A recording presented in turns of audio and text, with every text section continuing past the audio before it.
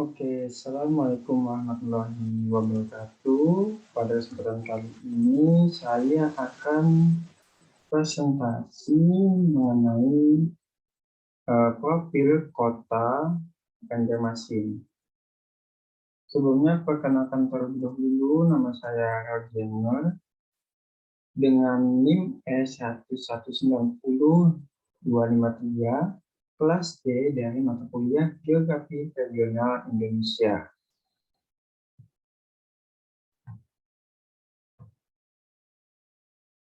Oke, letak geografis. Nah, manakah letak geografis dari Kota Banjarmasin? Secara astronomis, Kota Banjarmasin terletak antara 3 derajat 16 menit 46 detik sampai 3 derajat 22 menit 54 detik lintang selatan dan 114 derajat 31 menit 40 detik sampai 114 derajat 39 menit 55 detik bujur timur. Selanjutnya dalam batasan geografisnya sebagaimana sebelah utara dan barat merupakan batasan dari Kabupaten Boyolali, sebelah timur dan selatan berbatasan dengan Kabupaten Banjar.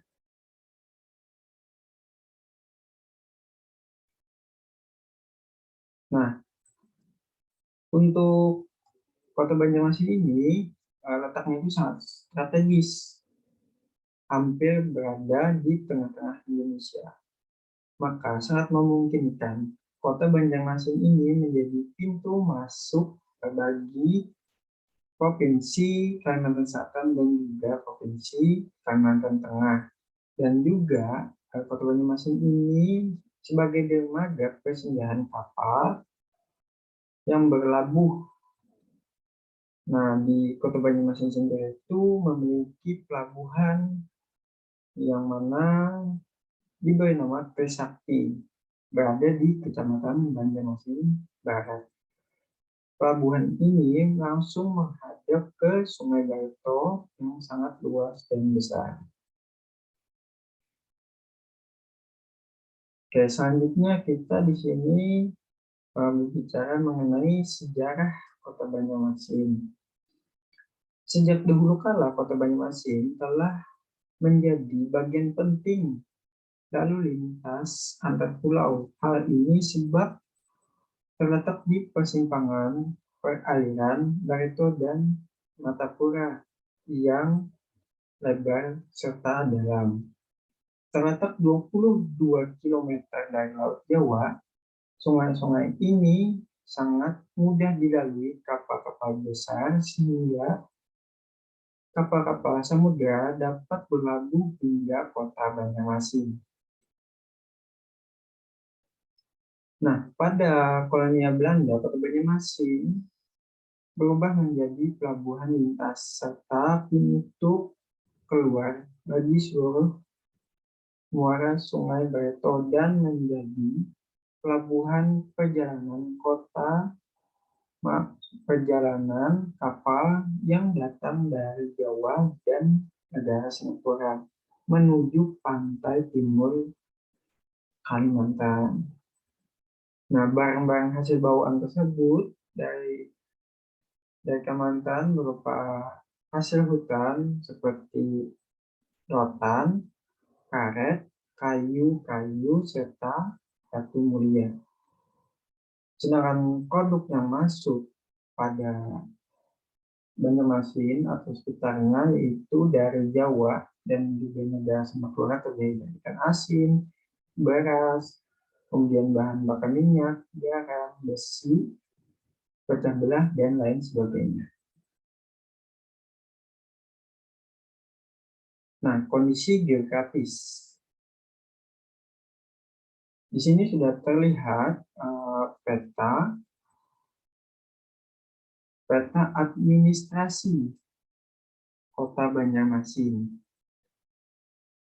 Jadi Banjarmasin itu merupakan salah satu kota di Provinsi Kalimantan Selatan atau Kalsel disingkat, sekaligus menjadi ibu kota Kalimantan Selatan dan luas wilayahnya yaitu 98,46 km kuadrat dan atau 0,26% dari luas wilayah Provinsi Kalimantan Selatan.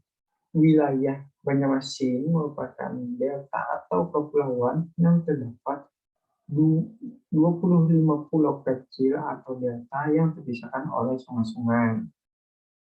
Nah, terlihat pada peta ini sangat banyak terdapat sungai, yang mana di sini adalah Sungai Martapura dan yang besarnya adalah Sungai Barito. Dan ini berbagai macam anak sungai. Di sini juga Banjarmasin terbagi menjadi 5 kecamatan. Yang pertama itu Kecamatan Banjarmasin Tengah, Banjarmasin Barat, Banjarmasin Timur, Banjarmasin Selatan, dan juga Banjarmasin Utara.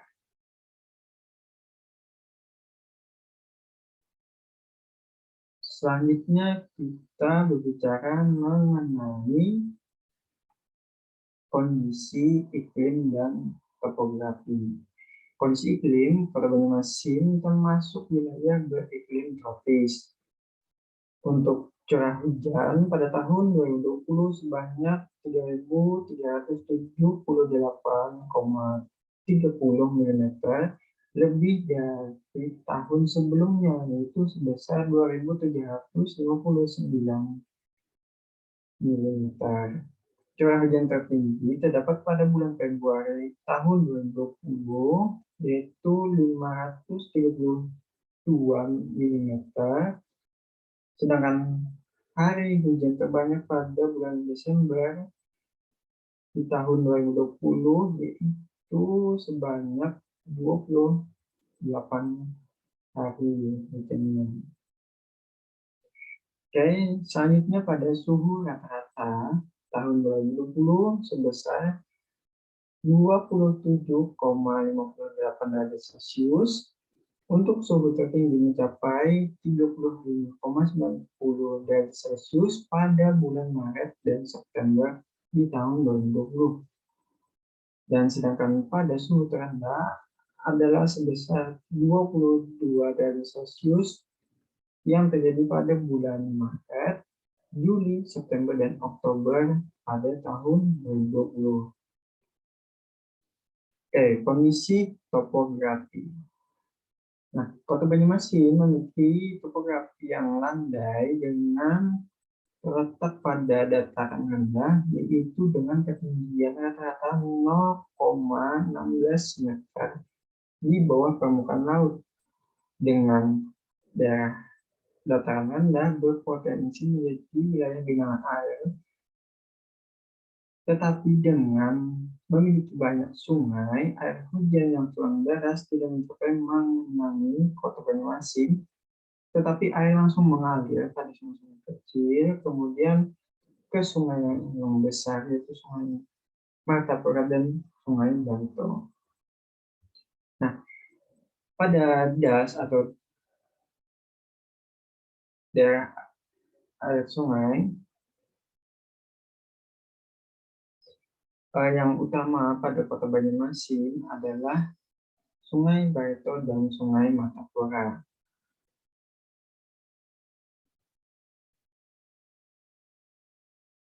Dan selanjutnya kondisi geologi. Nah, di sini juga sudah tertampil peta geologi Provinsi Kalimantan Selatan, dan ini menjadi titik di mana Kota Banjarmasin itu berada.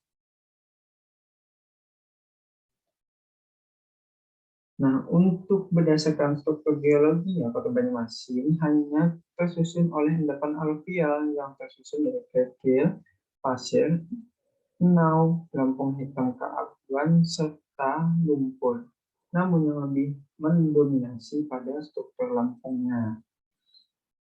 Struktur geologi yang terdapat di lingkar Banjarmasin adalah antiklim, siklim, sesar naik, sesar mendatar, sesar turun, sumbu lipatan umum berada atau berarah timur laut, barat daya, dan umumnya sejajar dengan arah sesar normal. Nah, ini contoh salah satu foto tanah yang berada di Kecamatan Banyuasin Utara. Ini merupakan rendapan aluvial, namanya strukturnya adalah lempung. Oke, kita lanjut ke kondisi geomorfologinya. Nah, ini juga tertampil peta geomorfologi Kota Banyumasin.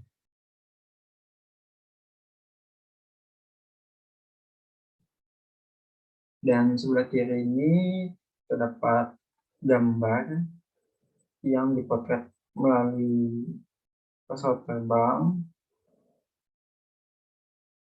Terlihat di sini Banyumasin tidak memiliki topografi atau ketinggian yang berbeda, melainkan Kota Banyumasin di sini hanya dataran.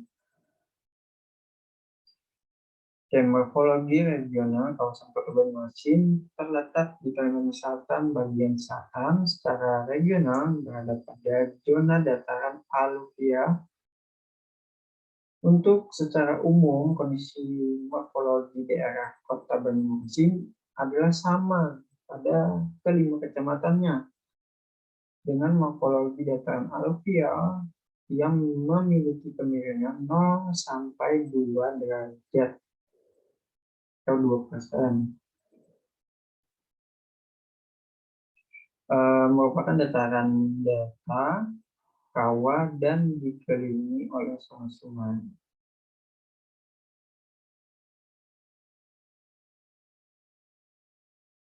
Selanjutnya pada kondisi tanah. Nah, ini contoh juga foto tanah yang ada di Kota Banyumasin.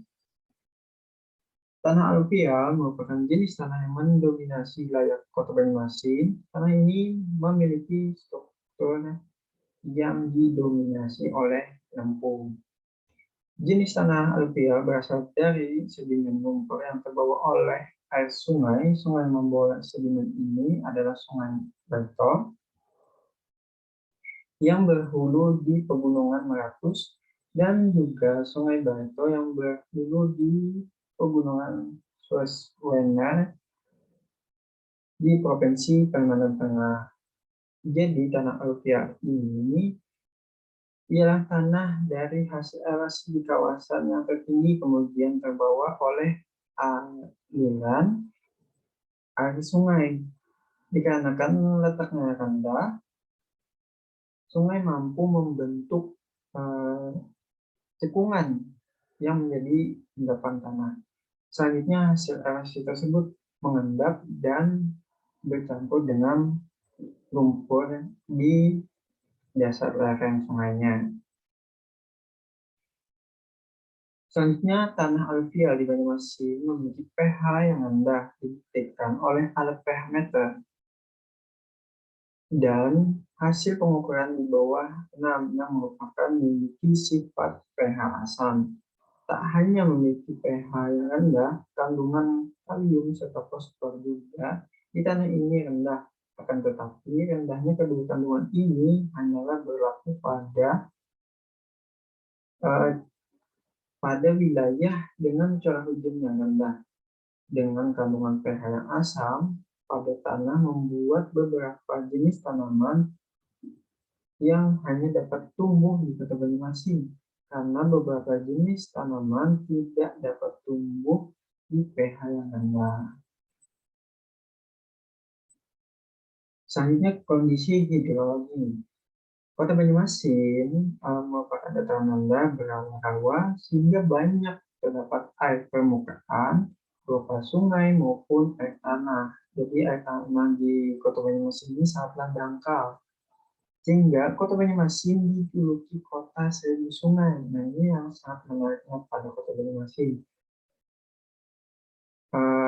Selanjutnya pada badan air menutupi lahan Kota Banyumasin sebanyak 676,5 95 hektar dari luas wilayahnya yaitu 98,46 km persegi. Selanjutnya memiliki tanah aluvial yang didominasi lempung. Lempung ini dapat menyerap air, namun setelah gunung air, tanah ini tidak dapat lagi menyerap air. Nah, jadi ini gambaran lokasi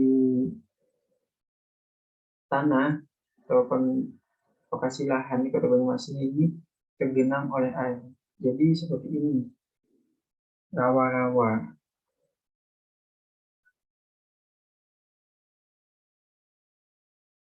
Selanjutnya ke kondisi sosial. Kota Banyumasin yang memiliki luasan wilayah sebesar 98,46 km persegi, kepadatan penduduk mencapai 6.679 penduduk per kilometer persegi. Dengan kepadatan penduduk itu, Kota Banyumasin merupakan yang terpadat jika dibandingkan dengan seluruh kota atau kabupaten di Provinsi Kalimantan Selatan. Nah, di sini juga terlihat peta dengan judulnya Peta Kepadatan Penduduk per Kecamatan Kota Banyumasin tahun 2020, yang mana pada Kecamatan Banyumasin Tengah memiliki urutan pertama yang terpadat, kemudian yang kedua pada Kecamatan Banyumasin Barat, selanjutnya yang ketiga yaitu Kecamatan Banyumasin Timur, kemudian Kecamatan Banyumasin Utara, dan tingkat kepadatan terendah pada Kecamatan Banyumasin Selatan.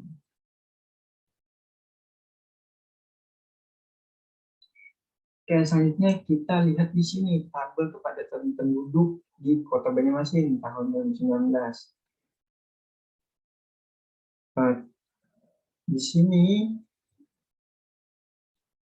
pada Banyumasin Barat memiliki jumlah penduduk dengan jumlah 136,964 dengan luas wilayahnya yaitu 13,12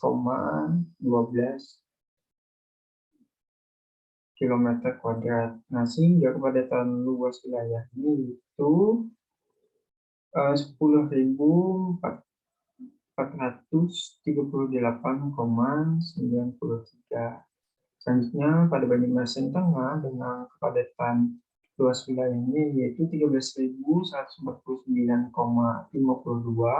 Selanjutnya pada Banyumasin Timur kepadatan luas wilayahnya yaitu 7.000,75.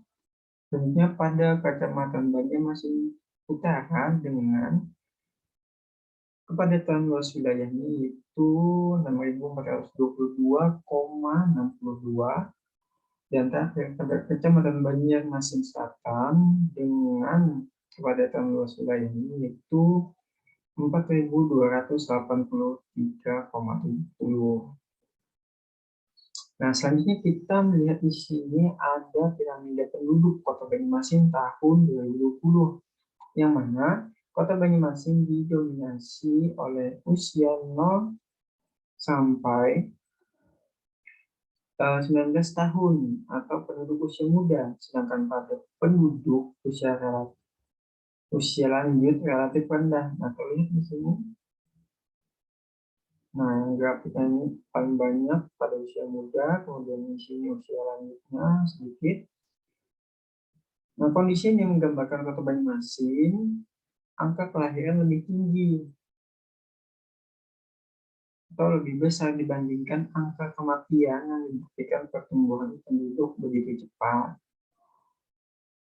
Nah, dari piramida penduduk ini juga kita dapat menganalisis bagaimana wilayah tersebut harus diadakannya, misalkan di sini didominasi penduduk yang muda atau balita, kita bisa menyediakan fasilitas kesehatan, terus makanan bergizi untuk mendukung pertumbuhan penduduk tersebut menjadi lebih baik kualitas maupun mutunya. Oke, selanjutnya di sini data penduduk menurut agama. Nah, jadi yang terbanyak itu adalah Islam dengan 873,029 jiwa, kemudian selanjutnya yaitu agama Protestan yaitu 21.626 jiwa, kemudian Katolik dengan 10.742 jiwa, kemudian Hindu 2.115 jiwa, kemudian Buddha 6.188 jiwa, dan ini agama lainnya yaitu yang tidak diketahui yaitu 24.208 jiwa.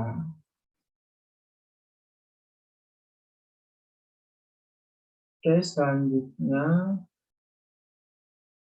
kita di sini melihat jumlah fasilitas peribadatan, yaitu yang mana masjid sebanyak 208, kemudian musola 819, gereja Protestan ada 12, gereja Katolik yaitu 3, puranya ada 1, biaranya ada 6.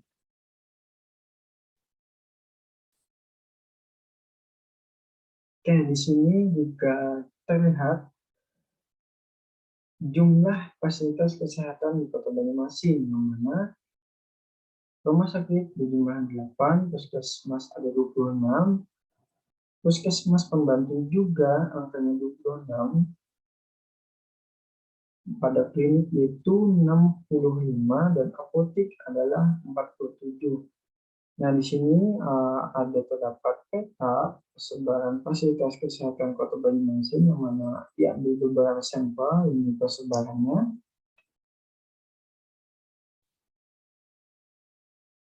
Selanjutnya kondisi budaya.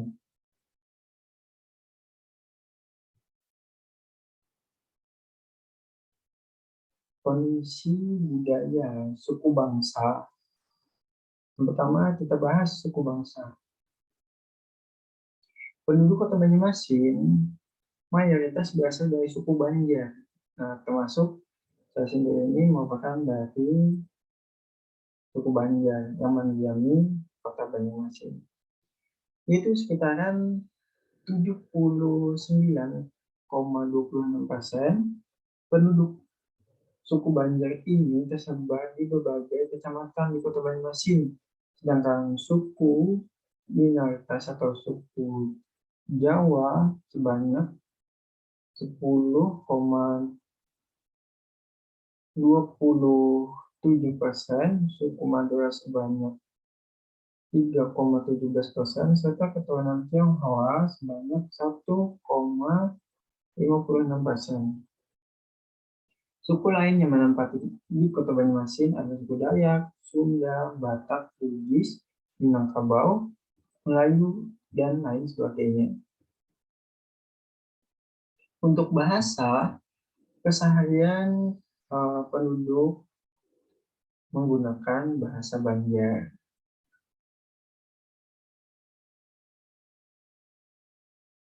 Selanjutnya, kesenian tradisional. Nah, yang pertama ini ada tarian Paksa Kambang, merupakan salah satu jenis tarian tradisional suku Banjar yang biasanya dipertunjukkan dan dipentaskan untuk menyambut tamu-tamu besar dan terhormat di Kalimantan Selatan. Satunya yaitu musik panting, adalah kesenian musik asli dari suku Banjar di Kalimantan Selatan. Alat musik utama dalam musik panting adalah alat petik yang disebut dengan panting. Selanjutnya yang ini adalah madihin, berasal dari kata madah dalam bahasa Arab yang berarti nasihat, tetapi bisa juga berarti pujian.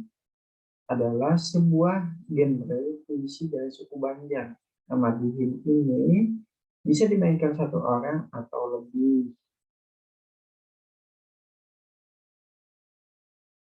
Nah, selanjutnya ini adalah lamut, merupakan sebuah tradisi berkisah atau bercerita yang berisi cerita tentang pesan dan nilai-nilai keagamaan, sosial, dan budaya Banjar.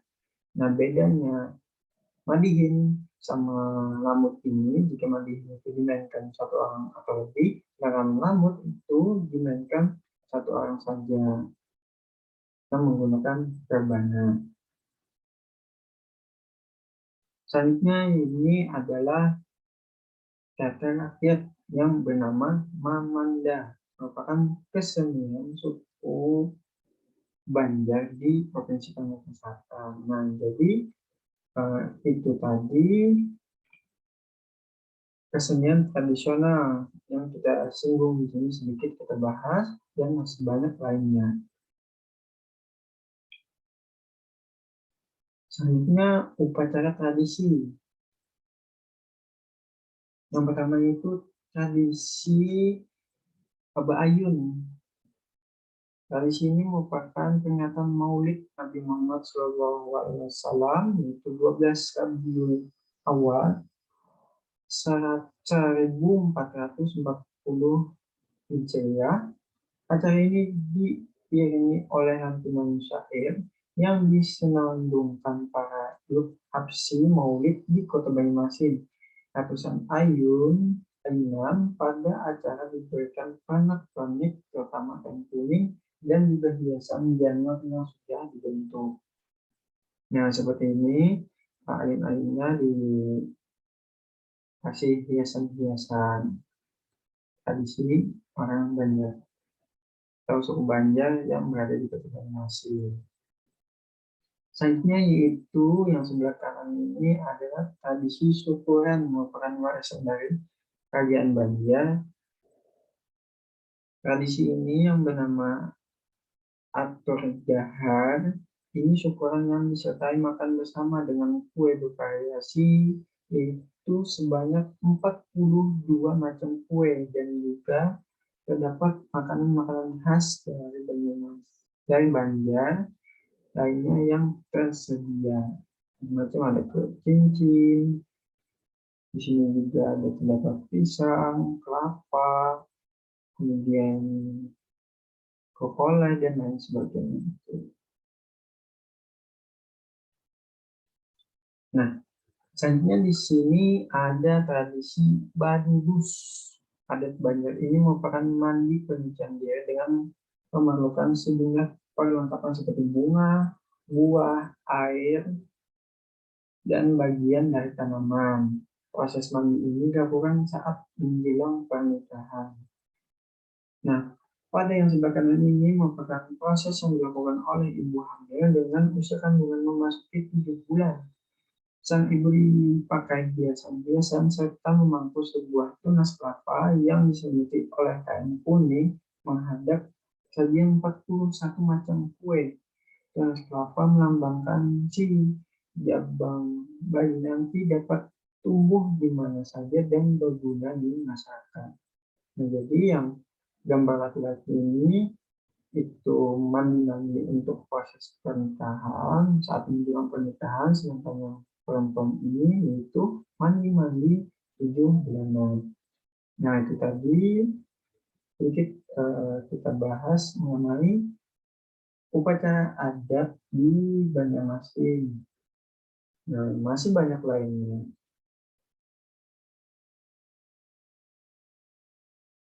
Nah, mengenai kuliner, ini sangat menggugah selera sekali, yang mana di Banjarmasin itu terkenal dengan soto Banjar. Kemudian di sini ada nasi kuning. Nah, beda nasi kuning di daerah lainnya, yaitu di Kota Banjarmasin itu menggunakan lauknya itu bumbunya adalah masak abang. Kemudian untuk kuenya yaitu ada kue amparan tatak pisang, kemudian juga ada kue bingka, dan masih banyak lainnya yang tentunya sangat menggiurkan dan juga sangat tertarik untuk mencobanya. Jadi teman-teman jika ingin mencoba kuliner dari Banjarmasin sangat disarankan untuk mencoba soto Banjar dan lain sebagainya.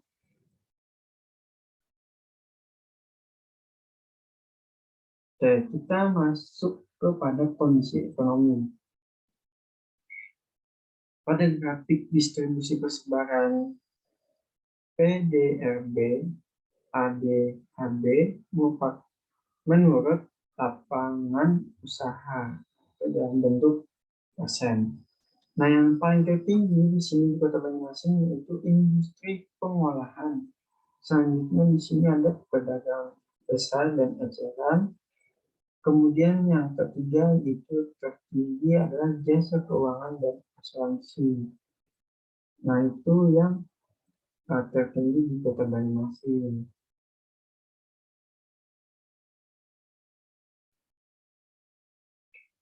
Oke, kita memasuki ke potensi wilayah. Yang pertama itu potensi pertanian. Potensi tanaman pangan di Kota Banyumasin pada tahun 2020 musim panen yang dapat sebesar yaitu 2.065 hektar. Kecamatan Banyumasin Selatan ialah luasan panen terbesar dibandingkan pada kecamatan lainnya. Luas panen sebesar yaitu 1.415 hektar atau sebesar 65,96%. Produksi padi pada Kota Banyumasin tahun 2020 sebanyak yaitu 13.311,63 ton. Selanjutnya kita beralih ke potensi peternakan. Data dari Dinas Pertanian dan Perikanan Kota Banyumasin menyatakan bahwa Kecamatan Banyumasin Selatan populasi terbesar terkonsentrasi pada yakni 5.451 ekor sapi potong serta 111 ekor kerbau atau sebesar 70,62% dari total populasi ternak besar yang ada di Kota Banyumasin.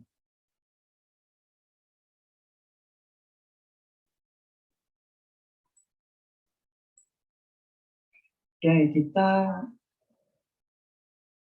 membahas selanjutnya yaitu potensi industri dan jasa.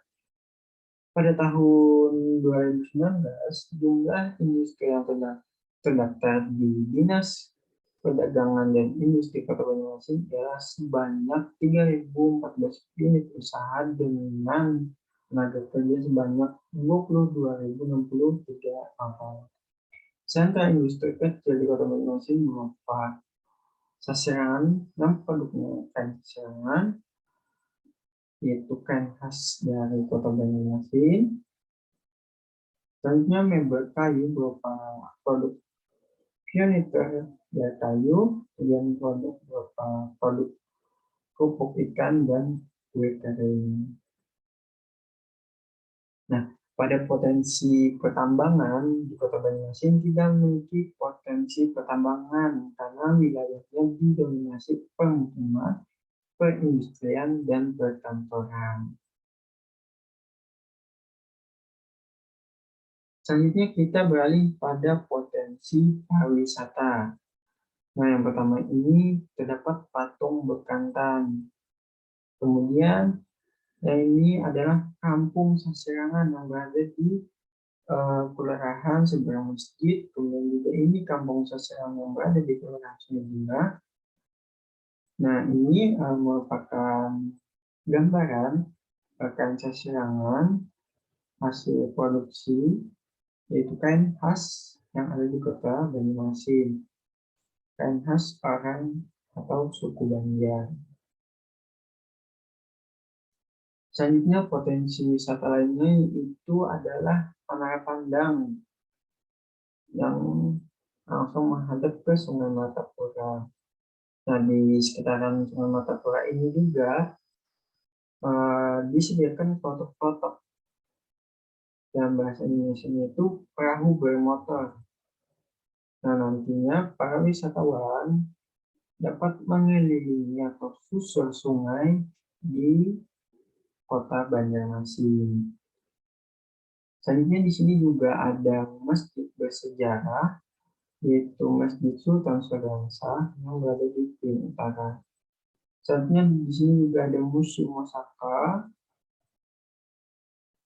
Kemudian yang paling unik potensi pariwisata Kota Banyumasin itu Pasar Terapung. Pasar Terapung di sini ada di Queen Utara, kemudian ada di uh, Sering Martapura atau Sering Sungai Martapura. Jadi di sini masih sekitaran di sini Menara Pandang ini ada terdapat Pasar Terapung. Pasar Terapung Banjarmasin di Sungai Martapura ini. Nah, sangat banyak objek wisata di Kota Banyumasin, baik itu dari religius, kemudian dari makanan, kemudian tempat bersejarah, dan lain sebagainya. Nah, ini sangat banyak dari Banyumasin Selatan, Banyumasin Timur, Barat, Tengah, Utara, sangat banyak di sini.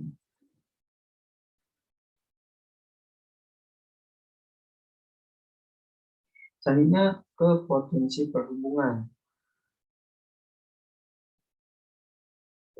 Pada Kota Banyumasin itu terdapat pelabuhan yang bernama Trisakti, adalah pelabuhan terbesar dan tersibuk di Kalimantan yang terletak di Banyumasin, yang tepatnya berada Kecamatan Banjarmasin Barat.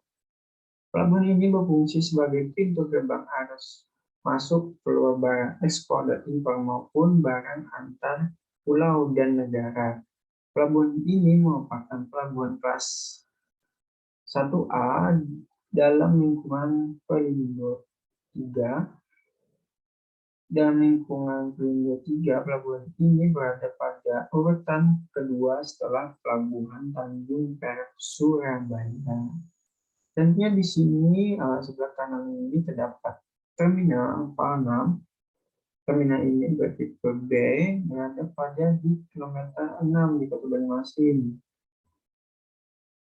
Jadi jika teman-teman sekalian yang ingin bepergian ke luar kota maupun keluar provinsi dapat memiliki naik bus, kemudian naik taksi, dan lain sebagainya. Di sini terdapat angkutan-angkutan umum lainnya.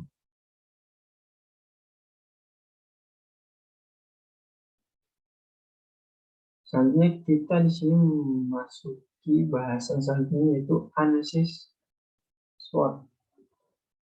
Nah, untuk kekuatannya sendiri itu pada Kota Banyumasin memiliki pusat pemerintahan yang menjadikan Banyumasin sebagai ibu kota Provinsi Kalimantan Selatan. Akses yang mudah dan juga fasilitas yang memadai membuat Kota Banyumasin sebagai pintu gerbang perekonomian dan menjadi tempat singgah bagi orang yang ingin berkunjung ke Kalimantan Selatan menuju ke Kalimantan Tengah dan sebaliknya. Nah, untuk kelemahannya, di sini Kota Banyumasin semakin banyak yang terbangun untuk lahannya, sehingga pertumbuhan terus terjadi sampai pinggiran kota. Untuk peluang, di Kota Banyumasin sendiri ini, tingkat aksesibilitas tinggi menjadikan Banyumasin memiliki pelabuhan tersibuk yang terbesar di Kalimantan Selatan, yaitu Trisakti. Selanjutnya, ancaman buat Banyumasin, yaitu pertumbuhan penduduk yang bertambah meningkat mengakibatkan lahan terbuka hijau di Kota Banyumasin terus berkurang, sehingga daerahnya semakin padat, kemudian semakin banyak pembangunan, lahan kosong maupun lahan terbuka hijau makin berkurang. Maka hal ini harus diantisipasi terlebih dahulu sebelum lahan hijau tersebut hilang. Itu. Selanjutnya di sini untuk Kabupaten Banyuasin itu dijuluki Kota Seribu Sungai. Menjadi daya tarik tersendiri dalam pengembangan objek wisata berupa susur sungai menggunakan perahu motor. Kelemahannya di sini itu sungainya berwarna coklat dan juga masih banyak terdapat sampah. Nah, masyarakat yang kebiasaan membuang sampah ke sungai sehingga sungainya di sini terlihat kurang indah. Kemudian di sini juga sungainya terdapat eceng gondok, tetapi dari pihak pemerintah sendiri juga telah membersihkan sungai dari eceng gondok maupun sampah menggunakan uh, kapal atau perahu yang mengangkut sampah. Kemudian untuk peluangnya itu susur sungai ini menjadi wisata andalan Kota Banyuasin jika ada wisatawan yang ingin menikmati susur sungai bisa menggunakan perahu motor nanti keliling-keliling melihat Kota Banyuasin dan juga nanti ke tempat-tempat wisata seperti Museum Saka atau Hutan Seangsang melalui jalur sungai. Selanjutnya untuk ancaman sungai yang berkurang luasnya akibat rumah-rumah penduduk yang dibangun di atas bantaran sungai. Jadi ini juga hal yang serius yang harus ditangani secepatnya. Tidak hanya itu, pendangkalan pada sungai kecil ini mengakibatkan jumlah sungai yang ada di Kota Banyuasin itu juga berkurang. Oke, untuk kekuatan yang selanjutnya di Kota Banyuasin yaitu perekonomian masyarakat didominasi pada pekerja pegawai, buruh, dan karyawan. Kemudian kelemahannya yaitu masyarakat yang berpendidikan rendah sulit mendapatkan pekerjaan, jadi bersaing. Yang berpendidikan rendah tidak dapat bekerja sebagai pegawai gitu.